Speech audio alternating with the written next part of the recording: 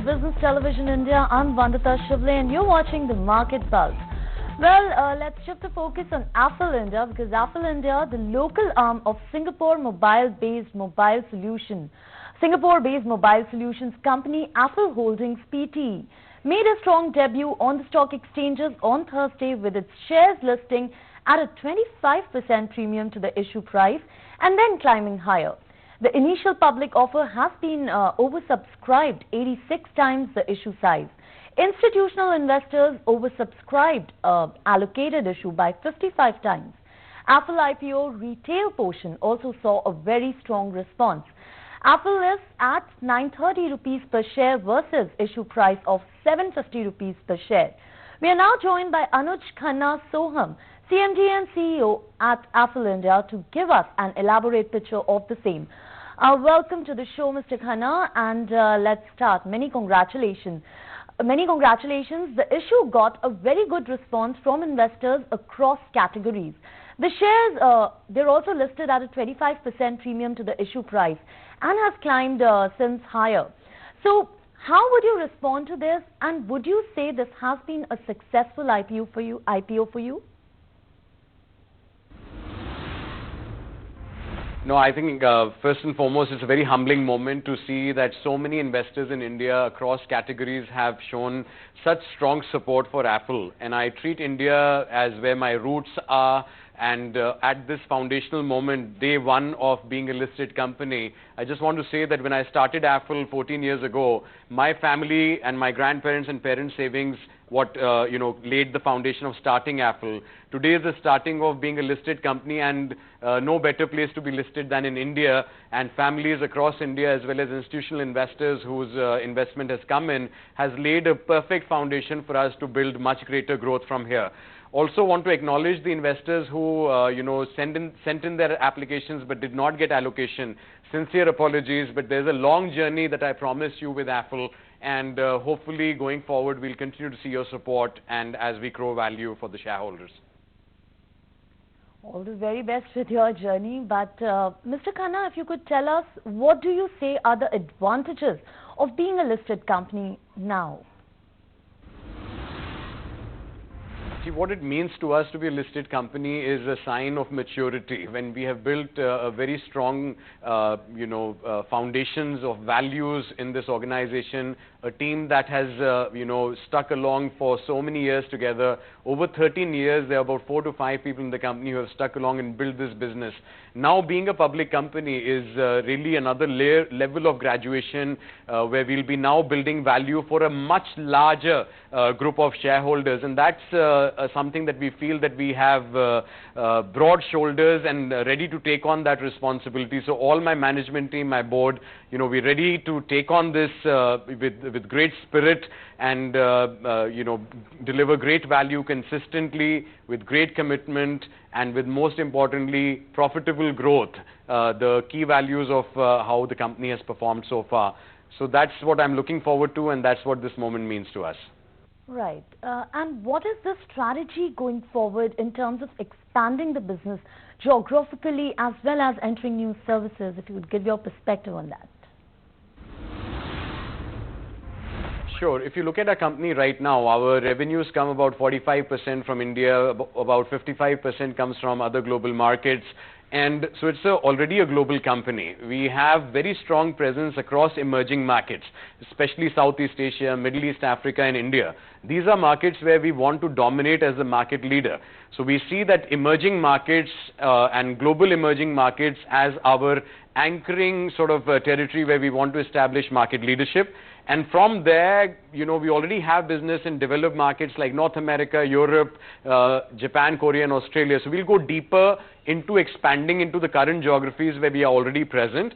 If you look at the customer categories that we serve, we already serve companies, the top companies in e-commerce, marketplaces, travel and transport, OTT, which is online entertainment, banking, financial services, food delivery companies. All of these are already our customers. Now, we can go deeper and serve them better and also open new categories there. So one big area of growth is going to be how the mobile phone can be the centerpiece of the entire lifestyle of a consumer, whether they are doing online transactions or they are doing offline transactions in malls or retail stores. So I think we are seeing that mobile marketing and our data platform and Intel would actually be relevant for advertisers in an omni-channel scenario. Whether a user is doing shopping online or they're doing offline in a retail store, I believe Affle will be a very relevant platform for enabling this. Right. So, Mr. Khanna, there have been multiple acquisitions have happened at the group level, Revex being the most recent one. And additionally, there have been 4 acquisitions in the past year or so. Can you tell us what benefits are coming in from these acquisitions in terms of revenue and Affle on acquisitions and revenues? Oh, absolutely. Let me tell you, our company is not just fast growing, but also a profitable company. So a company that's growing historically at a 30 to 35% CAGR on revenue, most recently at over 19% PAT, we generate a good amount of profits and cash flows in the company. So we deploy those cash flows that we generate without taking any debt externally to acquire very carefully and selectively those business assets that enhance the core strategies of the company. So whether it is Revex, Vizuri, Chauffeur, the recent acquisitions that you were referring to, they are all core to our consumer platform business. They are fully funded from our organically generated profits. So the same strategies will be continuing going forward next year with our growth and profits coming in. So we will continue to be selective and deploying our organically generated profits for acquisition funding. Right, so you're quite positive on the good cash flows. So Mr. Khanna, what are the areas that the future acquisition will be in? Any timeline, if you could give some perspective on that front as well. So we are definitely focused on the 3 use cases I talked about: acquiring new users on smartphones for the advertisers, repeat engagements with the consumers on smartphones so that they can continue to do more shopping and transactions with the advertisers on the same apps that they already have. And the third use case being the online to offline, where you look at something on your phone and do retail transactions offline. With these 3 use cases, any acquisitions that we do going forward would be strengthening either one of these use cases or helping us to go deeper into those geographies where we want to build market dominance. Right. And what is the current scenario in terms of the advertisements that you're receiving? Since ad spends for many companies have gone down, if you could talk a little bit about that. Really? Have the spends gone down? I don't agree. If you look at any research report, I think it is clearly stating and that the digital advertising spends, particularly spends on mobile advertising, are increasing. If you look at emerging markets or global markets consistently, you will find that all companies are increasing their spends in mobile marketing and advertising. More specifically for our company, Affle, our business model is very directly linked to accountable conversions being driven for the advertiser. It's such a strong ROI linkage that, I don't see any reduction in that spend. In fact, I'm seeing a consistent growth pattern where our advertisers, in my view, would be spending around 20 to 30% more each year in this particular area. So I believe we are very well placed. And another thing, if I may add, that the consumers, you and I who are using our smartphones, are increasingly doing more transactions and usage of our smartphones. So there is no signs, in my view, of any trend which is not growth oriented. Right. So ad spends are actually going up and not down. So they're good in those terms. Mr. Khanna, if you could also talk about, your DRHP highlights the high level of competition in your industry and how your competitors have significantly higher resources. Where do you stand in terms of market share, and what are your plans on growing your resources from here on? See, a lot of information is already disclosed in our prospectus as updated from the DRHP and finally filed. So I think there's a lot of data in there. But referencing to our core competitive differentiations, our first one being that we focus on emerging markets, whereas any other company, whether it is based out of any large company from India focused in this business or any other global players, they're largely focused on developed markets. So the geographic focus of our company is very clearly on emerging markets, and that's the differentiation. Because we are focused on emerging markets, we focus also on technology differentiation. So our data management platform is distilling the data much deeper and much cleaner. So we are removing fraud from the system and therefore making sure our data management platform's data is much better.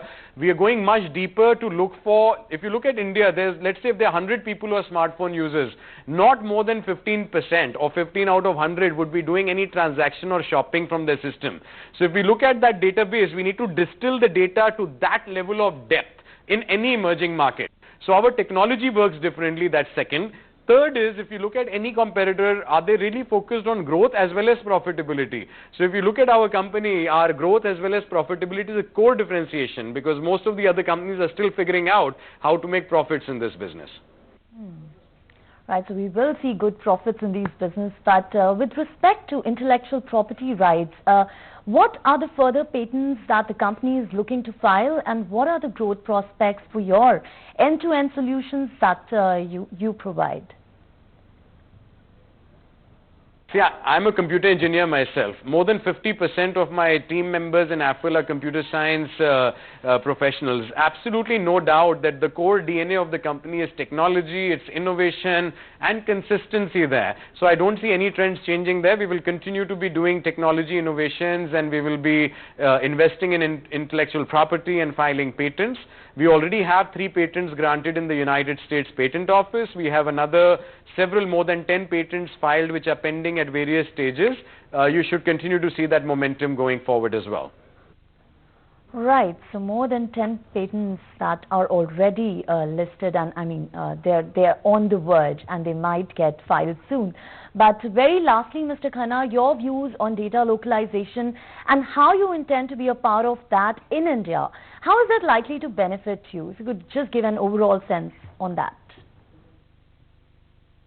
See, our company is a very responsible corporate citizen. We have been accredited twice by what's called SG, Singapore Accreditation, governed by the Infocomm Media Development Authority of Singapore, where Personal Data Protection Act and so many other regulations already pre-exist.